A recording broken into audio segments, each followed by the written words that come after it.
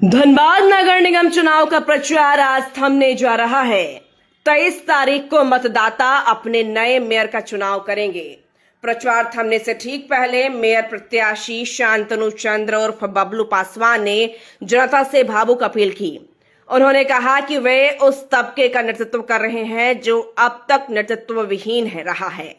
दलित, शोषित और वंचित समाज के हक और अधिकार के लिए वे लगातार आवाज उठाते रहे हैं और आगे भी उठाते रहेंगे। शांतनु चंद्र ने धनबाद के समग्र विकास का वादा करते हुए अपना मैनिफेस्टो भी जारी किया। उन्होंने शहर में मूलभूत सुविधाओं को मजबूत करने, सफाई व्यवस्था सुधारने, सड़क, नाली और पेयजल की समस्या दूर करने के साथ साथ युवाओं और महिलाओं के लिए विशेष योजनाओं का रोड मैप प्रस्तुत किया। उन्होंने कहा कि धनबाद को एक विकसित, व्यवस्थित और समावेशी शहर बनाने के लिए जनता का समर्थन जरूरी है। अब देखना होगा कि 23 तारीख को जनता किसे अपना मेयर चुनती है। मैंने इस धनबाद को विकास और विकसित करने का जो निर्णय लिया है वो मैं उसके लिए दृढ़ संकल्पित हूं और मेरा ये प्रयास रहेगा कि इस धनबाद को जो है एक विकसित, संपूर्ण धनबाद को जो है एक विकसित धनबाद के रूप में आप लोगों तक नहीं, पूरे जनता तक लेकर के जाऊंगा।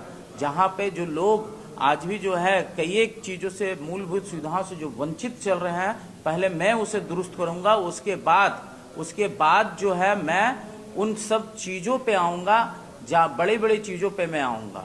और रही बात मेरी, तो मैं आपको एक बात बता दूं कि कई एक दिनों से जो है एक अफवाह का बाजार जो चल रहा है, जो लगातार देखने को मिल रहा है। आप मीडिया बंधु हैं, आप लोगों के ही माध्यम से मुझे ऐसा खबर मिला है कि मैंने किसी पार्टी का समर्थन कर दिया है। तो मैं आपको बता दे रहा हूं कि मैंने ऐसा कोई भी अपने तरफ से जो है किसी को भी पार्टी को समर्थन नहीं दिया है। मैं डटा हूं इस मैदान में उन कमजोर वर्गों के लिए और उन श्रमिक भाइयों के लिए, उन माताओं के लिए, उन बहनों के लिए जो लगातार जो हैं सिर्फ और सिर्फ एक वोटर के रूप में ही धनबाद में है। उनके लिए विकास और विकास से वो कोसों दूर है। तो इन सवालों और जवाबों के साथ में मैं उपस्थित हुआ हूँ आप लोगों के बीच में।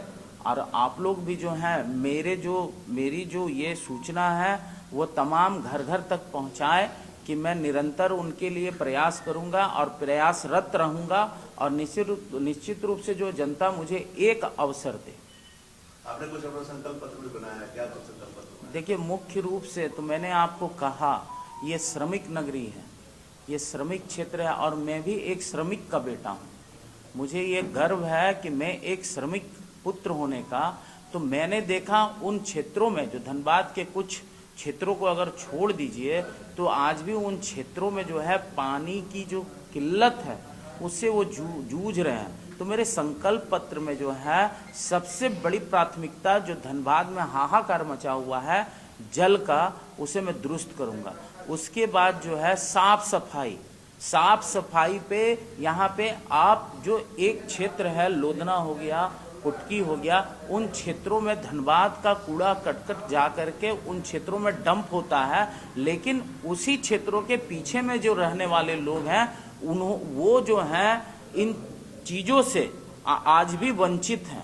आज भी उनके घरों तक कोई भी सफाई कर्मी या सफाई करने वाला या गाड़ी के द्वारा उनके घरों से कूड़ा करकट उठाने वाला कोई नहीं है। उन्हें ऐसे ही तंगहाली में छोड़ दिया गया। तीसरा, रैन बसेरा जो है यहाँ पे कई एक आप देखे होंगे जब ठंड होता है तो ठंड में हमारे कितने ऐसे गरीब भाई हैं जो सड़क पर जो है वो रात गुजारने के लिए मजबूर रहते हैं। तो उनके लिए पर्याप्त रूप में रैन बसेरा का निर्माण मैं करवाऊंगा। क्योंकि बिहार हमारा जो एक राज्य है, पड़ोसी राज्य बिहार, उसी राज्य में जो है वहाँ एक पदाधिकारी भी इन सब कार्यों के लिए पदस्थापित रहते हैं। ये हो गया। तीसरा, जो अभी प्रदूषण जो है पूरे धनबाद में, जिसके और किसी भी धनबाद की जनता का जो है ध्यान आकर्षित नहीं हो रहा है। सच मानिए, जो प्रदूषण का जो लेवल है, जो इतना प्रदूषित हो गया है कि आने वाले दिनों में हम नहीं, हमारा पूरा परिवार, पूरे धनबाद की जनता इससे मुख्य रूप से प्रभावित होंगे। और ना केवल वो प्रभावित होंगे बल्कि जो भी बीमार बुजुर्ग हैं, जो बच्चे हैं, जो माताएं हैं, इनसे वो प्रभावित होंगी। तो हम जो है मोहल्ला क्लिनिक का एक निर्माण करेंगे। मोहल्ला क्लिनिक के माध्यम से उन लोगों का निरंतर जांच करवाएंगे और देखेंगे कि किस तरह से उन लोगों को स्वस्थ रखा जाए। और जो चौथी जो सबसे बड़ी समस्या है धनबाद में, वह आपको तो जगह जगह पे हजारों स्ट्रीट लाइट निश्चित रूप से दिखता होगा, पर आप जो है कतरास, जामाडोभा, पुटकी, लोदना, भौरा, करकेन के क्षेत्रों में चले जाइए। यदि आपको वहां पे कोई स्ट्रीट लाइट अगर सुचारू रूप से और सही ढंग से दिख रहा है तो आप जरा बताइएगा। वहां आज भी लोग जो स्ट्रीट लाइट जैसी सुविधाओं से वंचित है, लोग अपने मोबाइल के कैमरे को जला करके जो है रोड देखते हैं और वो अपना रास्ता बनाते हैं।